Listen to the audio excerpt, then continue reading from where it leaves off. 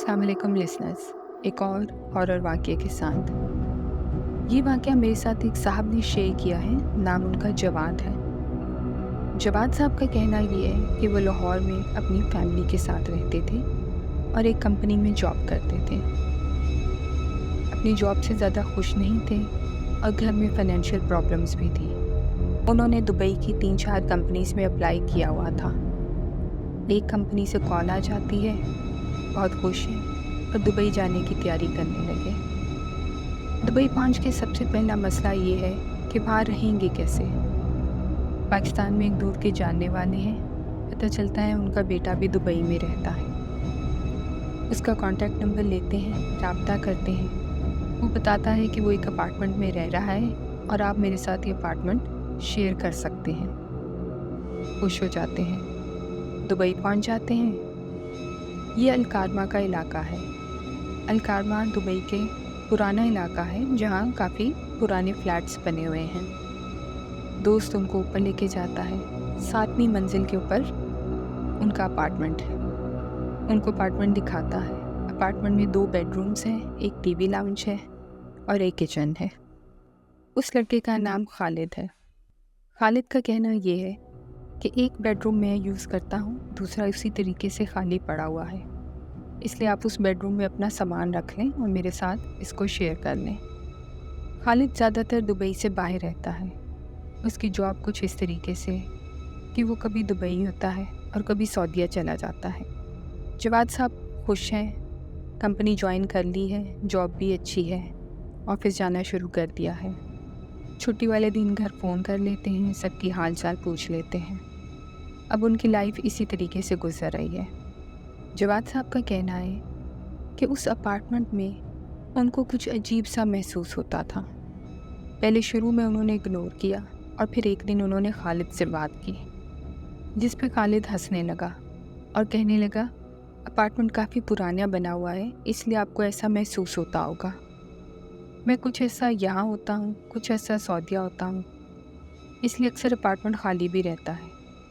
मुझे तो कभी ऐसा महसूस नहीं हुआ और आप भी इसकी फ़िक्र ना करें।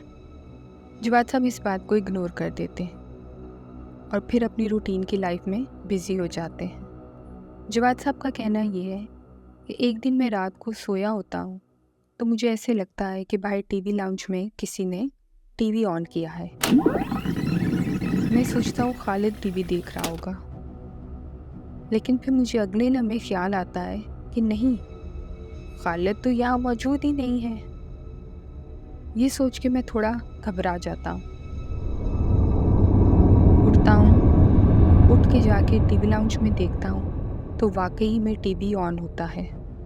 टीवी ऑन देख के मैं थोड़ा घबरा जाता हूँ। इधर उधर कमरे में देखता हूँ, खालिद के कमरे की तरफ नज़र दौड़ाता हूँ। उसके कमरे में जाके डोर पे नॉक करता हूँ, अंदर से कोई आवाज़ नहीं आती। डोर खोल के अंदर देखता हूँ, लाइट ऑफ है और कमरे में कोई नहीं है। वापस टीवी लाउंज में आता हूँ और सोचता हूँ कि अगर खालिद भी नहीं है, मैंने भी नहीं ऑन किया, तो ये टीवी किस तरीके से ऑन हो गया। थोड़ा सा डर जाता हूँ, आयतल कुर्सी पढ़ता हूँ, टीवी को बंद करता हूँ और वापस अपने कमरे में आके बेड पे लेट जाता हूँ। नींद आ रही है, लेकिन ज़हन में यही बात चल रही है कि टीवी कैसे ऑन हो गया। काफ़ी सवाल, काफ़ी जवाब, अपने आप को खुद ही समझाता हूँ और सो जाता हूँ। सुबह उठता हूँ, रेडी होता हूँ, मुँह हाथ धो के सबसे पहले बाहर आके टीवी को देखता हूँ। टीवी बंद होता है। किचन में नाश्ता बनाता हूँ। किचन और टीवी लाउंज एक साथ थे। किचन में खड़े होके टीवी लाउंज साफ नज़र आता था। नाश्ता बना रहा हूँ और साथ साथ टीवी लाउंज में देखता जा रहा हूँ। नज़र टीवी के ऊपर है। इस सारी सिचुएशन में चूल्हे पे रखी हुई ब्रेड भी जल जाती है। उसको उठा के बिन में गिराता हूँ और नई ब्रेड गरम करता हूँ। नाश्ता करता हूँ और ऑफिस चला जाता हूँ। ऑफिस से वापसी के ऊपर कुछ दोस्त रोक लेते हैं। थोड़ा बाहर घूमते फिरते हैं, टाइम ज़्यादा हो गया है, वापस घर आता हूँ। पीछे से लिफ्ट से ऊपर अपार्टमेंट में जा रहा हूँ और साथ साथ सोच रहा हूँ कि रात को ये क्या हुआ था, ये क्या वाक़या था, क्या मेरा वहम था? नहीं नहीं, वहम तो नहीं, मैंने खुद उठ के टीवी बंद किया। ये सोचते सोचते अपने फ्लोर पे पहुँच जाता हूँ। अपार्टमेंट की तरफ कदम बढ़ा रहा हूँ और साथ साथ एक घबराहट सी मुझ पे तारी होती जा रही है। अपार्टमेंट का लॉक खोल के अंदर जाता हूँ और टीवी लाउंज में एंटर होते ही सबसे पहले टीवी पे नज़र दौड़ाता हूँ। टीवी बंद होता है। अपने कमरे में जाता हूँ, नहाता हूँ, फ्रेश होता हूँ। खाना खा के आया था इसलिए सो जाता हूँ। जवाद का कहना ये है कि सोए सोए मुझे ऐसा लगता है कि जैसे मेरा सांस रुक रहा है, जैसे कमरे में ऑक्सीजन ख़त्म हो गई है, हवा बिल्कुल बंद हो गई है। फ़ौरन से उठता हूँ, दिल बहुत घबरा रहा होता है। सर्दियों के मौसम है, लेकिन मैं बिल्कुल पसीने में भर जाता हूँ। समझ नहीं आती कि ये क्या हो रहा है। फ़ौरन उठ के कमरे की खिड़की खोलता हूँ। ठंडा यख हवा का झोंका आके मुझको लगता है। उस हवा के झोंके से तबीयत बेहतर होती है। कमरे का दरवाज़ा खोलता हूँ, बाहर आता हूँ, पानी पीता हूँ। इस सारे दौरानिए में नज़र फिर टीवी पे जाती है, लेकिन टीवी बंद है। वापस मुड़ के अपने कमरे में आ जाता हूँ। कमरे का दरवाज़ा बंद कर रहा होता हूँ कि मुझे बाहर से टीवी चलने की आवाज़ आती है। एकदम जैसे जिस्म से जान निकल जाती है। डरते डरते दरवाजे का लॉक घुमाता हूँ और बाहर आता हूँ। सारे घर की लाइटें ऑफ हैं, सिर्फ एक टीवी चल रहा है। स्क्रीन पे कुछ नहीं आ रहा, सफ़ेद स्क्रीन है। ये देख के डर जाता हूँ। वापस अपने कमरे में जाता हूँ, दरवाज़ा लॉक करता हूँ और कंबल लेके लेट जाता हूँ। जितनी दुआएं याद थीं सब पढ़ लेता हूँ। इस सारे दौरानिए में किस टाइम नींद आ जाती है पता नहीं चलता। सुबह को उठता हूँ, डरते डरते कमरे का दरवाज़ा खोलता हूँ और बाहर जब टीवी लाउंज में नज़र मारता हूँ तो टीवी ऑफ होता है। वापस दरवाज़ा बंद करके सोचता हूँ, मैंने अपने ऊपर टीवी का खौफ सवार कर लिया है। शायद इसलिए मुझे महसूस हुआ होगा कि टीवी ऑन है, जबकि टीवी तो ऑफ था। इसी कश्मकश में तैयार होते हैं और नाश्ता किए बगैर ही ऑफिस चले जाते हैं। वापसी पे आज थोड़ा इत्मीनान है, क्योंकि आज खालिद ने भी वापस आना है। अपार्टमेंट पहुंचते हैं, खालिद अपार्टमेंट में आ चुका है। उसको ऐसा कुछ नहीं बताते कि मेरा मजाक बनेगा। अपने कमरे में जाते हैं और सो जाते हैं। रात को सोए मैंने ऐसा महसूस होता है कि जैसे दरवाजे के बाहर कोई चल रहा है। फिर से घबरा जाते हैं, उठ के दरवाज़ा खोलते हैं, बाहर अंधेरा है। मोबाइल की लाइट ऑन करते हैं। उनको ऐसा लगता है जैसे टीवी लाउंज में कोई साया सा गुजर के गया है। आहिस्ता आहिस्ता टीवी लाउंज की तरफ जाते हैं, लेकिन वहाँ पे कुछ भी नहीं होता। वहाँ पे खड़े हैं कि किचन में से कुछ हिलजुल की आवाज़ आती है। मुड़ के किचन की तरफ देखते हैं, ऐसा लगता है जैसे कोई साया था, एकदम से गुजर गया। खालिद के कमरे की तरफ आके डोर नॉक करते हैं। खालिद उठता है तो उसको बताते हैं। वो हंसता है और कहता है सो जाए जवाद भाई, ऐसा कुछ नहीं, आप डर रहे हैं। अपने कमरे में आता है और सो जाता है। सुबह उठते हैं, ऑफिस चले जाते हैं। खालिद बस एक ही दिन के लिए आया था, आज उसने फिर चले जाना था। सोचते हैं वापसी पे मैं फिर अकेला होऊंगा घर में। अपने एक दोस्त को कहते हैं कि आज तुम मेरे साथ अपार्टमेंट चलो। मान जाता है, उसको साथ ले आते हैं। थोड़ा हौसला होता है कि अकेला नहीं। अपार्टमेंट में आके थोड़ी देर बैठ के बातें करते हैं और फिर सो जाते हैं। रात को उठते हैं, वॉशरूम जाने लगते हैं। अभी आंखें खोल रहे होते हैं कि महसूस होता है कि उनके कमरे में कोई साया है। फ़ौरन से आंखें खोलते हैं, साइड पे पड़ा साइड लैम्प ऑन करते हैं, लेकिन ऐसा कुछ भी नज़र नहीं आता। उठ के वॉशरूम में जाते हैं। जैसे ही कमोड का ढक्कन उठाते हैं, एकदम चीख निकल जाती है।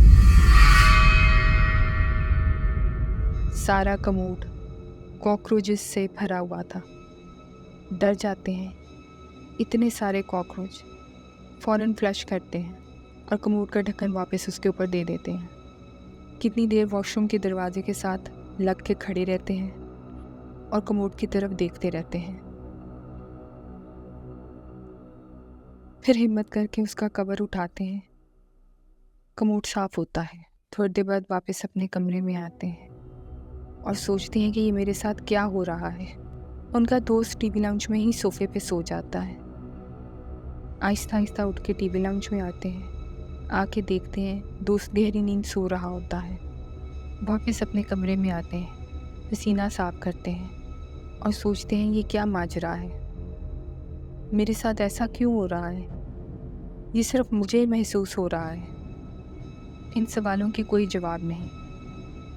सुबह होती है, नाश्ता करते हैं और दोनों ऑफिस चले जाते हैं। वापसी पे जब अपार्टमेंट आते हैं तो लिफ्ट में एक और बंदे से मुलाकात होती है जो इन्हीं के अगले अपार्टमेंट में रहता है। सलाम दुआ होती है, एक दूसरे का हाल चाल पूछते हैं। वो शख्स इन्हें कहता है, आपका अपार्टमेंट ठीक है? उसका ये सवाल इनको परेशान कर देता है। इसने ऐसा क्यों पूछा? उसकी तरफ गौर से देखते हैं। वो हंस पड़ता है। उसे पूछते हैं, मैं आपके सवाल का मतलब नहीं समझा। जिस पे वो ये कहते हैं कि यहाँ पहले भी 2 लड़के रहते थे और वो ये अपार्टमेंट इसलिए छोड़ के चले गए कि उनको इस अपार्टमेंट में कोई और चीज़ नज़र आती थी। बहुत ही डरपोक थे। कुछ महीने ही रहे और फिर अपार्टमेंट छोड़ के चले गए। इतनी बात करते करते 7th फ्लोर आ जाता है। हम बाहर निकल के अपार्टमेंट की तरफ चलना शुरू कर देते हैं। वो शख्स मेरे कंधे पे हाथ रख के कहता है, आप तो नहीं घबराते? मैं इसलिए पूछ रहा था, और अपने अपार्टमेंट की तरफ बढ़ जाता है। मैं जेब में से चाबी निकालता हूँ, अपार्टमेंट का लॉक खोल रहा हूँ। लॉक नहीं खुल रहा। मेरे हाथ कांप रहे होते हैं। अपने आप को संभालता हूँ और आराम से लॉक खोलता हूँ। अंदर जाके अपार्टमेंट की सारी लाइटें ऑन कर देता हूँ। भूख तो बहुत लगी होती है, लेकिन कुछ खाने को दिल नहीं करता। सीधा कमरे में जाता हूँ और बेड पे बैठ जाता हूँ। नींद बहुत आ रही है, लेकिन डर लग रहा है। कभी वॉशरूम की तरफ देखता हूँ, कभी कमरे के दरवाजे की तरफ देखता हूँ और टीवी लाउंज के बारे में सोचता हूँ। इस सारी सिचुएशन में मुझे पता नहीं चलता, बैठे बैठे ही मेरी आंख लग जाती है। किचन में ज़ोर से कुछ गिरने की आवाज़ आई है। मेरी आंख खुलती है तो देखता हूँ कि मैं बैठे बैठे सो रहा था। कमरे की लाइट ऑन है। उठ के फ़ौरन बाहर आता हूँ। सारे अपार्टमेंट की लाइट्स ऑन है। किचन की तरफ ध्यान जाता है। किचन में भाग के जाता हूँ तो फर्श पे प्लेट गिरी हुई है। सोचता हूँ, ये कैसे गिर गई? कैबिनेट्स तो सारी बंद हैं, मैंने तो कोई प्लेट बाहर निकाली नहीं थी। बहुत डर जाते हैं। वापस अपने कमरे में आते हैं और दरवाज़ा बंद करके उसी तरीके से बेड पे कोने में बैठ जाते हैं। मालूम नहीं वक्त कैसे गुजरा और सुबह हो जाती है।